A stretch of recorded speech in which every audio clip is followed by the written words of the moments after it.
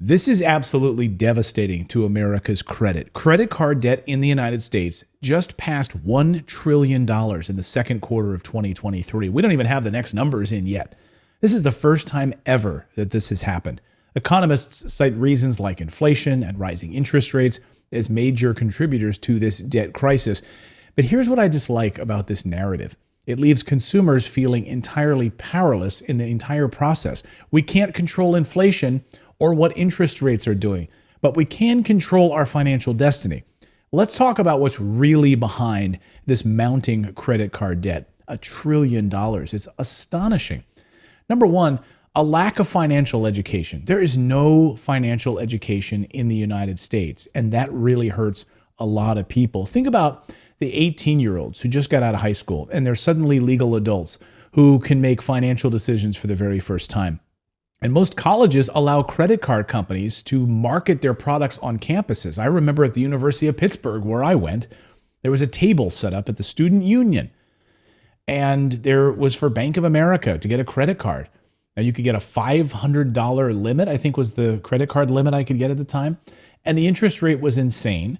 But they were actively preying on children, basically, to set up these credit cards. And they're paying the college campuses to be there and pay them a fee to set up a table. This is the relationship that they have. And this is setting up Americans for a lifetime of debt and high interest payments. I know this because it's exactly what happened to me. Once you get yourself into that hole, it's very hard to break that cycle. I took that $500 Bank of America credit card and I went down to the main street down there in Pittsburgh, the University of Pittsburgh, and I would go to a CD store. And I would buy CDs, and I was like, oh, this is like free money. I'll pay it back, next month or whatever. But then what happened when I couldn't pay it back? I couldn't afford it. The bill came, I couldn't afford it. Or if I missed the bill, like one time it didn't show up in the mail or it got lost in the mail. And now my credit gets dinged and my credit score goes down because the bill never showed up and I didn't pay my bill on time. It just creates this horrible cycle. And most people just don't know any better. Credit cards aren't inherently bad if you know how to use them strategically. But if you don't understand how to use them wisely, then you can get yourself into a lot of trouble. I'm telling you, firsthand knowledge, I went $75,000 in debt. It took me years to claw out of that. And I really don't want you to make that same mistake. Number two, a lack of streams of income. Now, most people have one source of income. Earned income from a 9-to-5 job. Depending on one income stream can be problematic. If you want to have financial freedom, let alone pay all of your bills, creating multiple streams of income flowing into your family is key. Remember, you can only trade your time for dollars so much, right? There's only a certain number of hours in any given week that you can actually work for somebody else. Well, how can you create passive income that's coming in while you're sleeping or while you're at your other job? While you're trying to build out your dreams, how can you have multiple streams of income coming in? It's absolutely key to break this cycle. Number three, a culture that tells us we always need more. Bigger homes, better cars, updated phones, TVs, computers. Listen, I like nice things as much as the next guy. But if you're digging yourself into a financial hole at the rate of 20% interest or 23% interest, there's an issue. You can't afford the TV, so don't go to Best Buy and put it on a credit card. You shouldn't be buying televisions. And by the way, then all of the time you're going to sit there and waste watching Netflix, you could be building a business, building multiple streams of income. Instead, now you're going further into debt, buying a liability. When you learn to be content with what you have and stop trying to keep up with the Joneses, you'll be able to put a stop to all of this credit card spending. This is not to dismiss the fact that there are people out there actually struggling to pay their bills and provide groceries for their family. That's not what I'm talking about here. You can't deny that marketing and social media make people feel like they always need more. And that, of course, comes at a major price, right? Our sanity and our bottom line and our debt that we're now sitting on top of. Number four, predatory rates and standards. Now, the USA Today recently reported that store credit cards have climbed to record interest rates of 33%. And essentially, these companies can charge whatever they want. Did you hear me? 33%. So imagine you go into a Macy's or whatever and you're buying a Christmas gift. And you're like, I'll just throw it on my Macy's card. Now, this is what happened to me. I'm speaking from experience. I was not making a lot of money. I went to buy a Christmas gift for my girlfriend at the time, many, many moons ago. and I opened a Macy's credit card, and it had such a high interest rate. And what happened was the bill never got sent to me. They sent it to the wrong address or something. And you're busy. You don't think about that one credit card you opened to buy that one, $30 item, whatever it was, to save 10%. That bill got lost, never showed up. And then I ended up getting a collections notice. I was like, oh my gosh, this is back when I was really, really stupid with money back in the day. And I had to fight this thing. I had to fix it, fight it, pay it off, and never again. And these cards are predatory, and they take advantage of you in your weakest moments. Of course, when you're standing there checking out and you want to save 10%, open a credit card right now. Yeah, at 33% interest? No way. Say no, thank you. These companies can charge whatever the heck they want. Credit card rates have risen in conjunction with all the rates over the past few years, but store credit cards are especially exorbitant. There's no protection for you as a consumer. These banks and lenders will do whatever they can to get their hooks into people, and they prey on a lack of financial education. That's what they're looking for.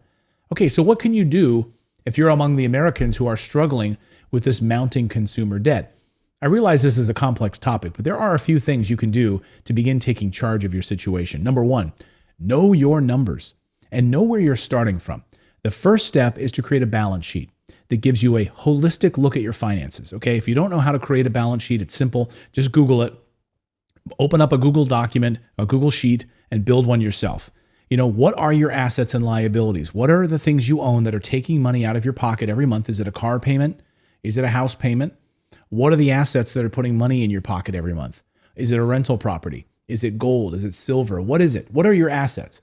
Write all of these debts down as well, including the amounts and interest rates that you have, that Macy's credit card that you have that you forgot about, that Bank of America credit card from college. Write it all down and how much you owe on it, and also put the interest rate too, so you have a clear understanding of your total debt. Then number two, make high interest debt your number one enemy. Anything you've listed out that has a rate above 8 to 10% should be paid down as quickly as possible. So that 33% Macy's card, pay that one down, okay? Nothing's going to come close to that probably. If you have credit cards that are racking up interest to the tune of 20%, it can be difficult to make progress on your financial goals. So start where you can. Set an intention to pay down these high interest debts. Number three, begin thinking of ways to diversify your income streams. Whether you buy a performing asset, or you start a business, or you even pick up a side hustle like Uber or DoorDash, or create something online that you can do. There's so many opportunities now with the internet to be able to do things online in addition to your day job if you're trying to dig out from this hole. More income will help you pay down your debts faster. Remember, relying on one income stream is going to make it difficult to reach your financial goals. What happens if you lose your job? This is a topic I could speak all day about, but I want you to consider how you can add other income streams to your list. Rental properties, freelancing, entrepreneurship, investing, affiliate marketing, digital products, all of it, just a few ways and a few ideas to start expanding your income. My favorite way to create streams of income is through real estate investing. And I have tons of videos on this channel which are here to help you learn about realistic ways to add rental properties to your portfolio. Then next, consider ways to lower those exorbitant interest rates, whether it's through negotiations, getting on the phone with these companies, consolidating these cards, or even balance transfers. That's what I did. I did a combination of both of those. I got on the phone, asked the banks if they would lower the interest rates while I was trying to pay them off. And very often they will. They will lower the interest rate for you. You can also do balance transfers. So I would simply go to another credit card company that had a 0% interest introductory transfer balance. Hey, you can transfer your balance over for 0%, because now they're taking on all of that debt and they're hoping that you won't pay it back on time, right? Because it's going to go from 0% up to 18% or higher in a year, 6 months, whatever it is. But now you've bought yourself a 6-month window, a year window, because that balance transfer is now sitting at a 0% interest. Now you can really start attacking it, lowering that balance, and you're not paying so much interest. So there are ways to knock down those high interest rates so you can actually make progress on paying down this debt. Otherwise, the interest will continue to add up, costing you way more money each month. There's not one solution to the state of consumer debt in the United States, but there's a lot that you can do to get your personal finances in order. And I realize that given inflation right now, it's harder to put food on the table. it's very, very difficult. And I hope this video gave you some things to think about, maybe creating that side hustle, taking action on something. If you like this topic, be sure to watch the next video on building a strong financial education. And we'll see you next time, everyone.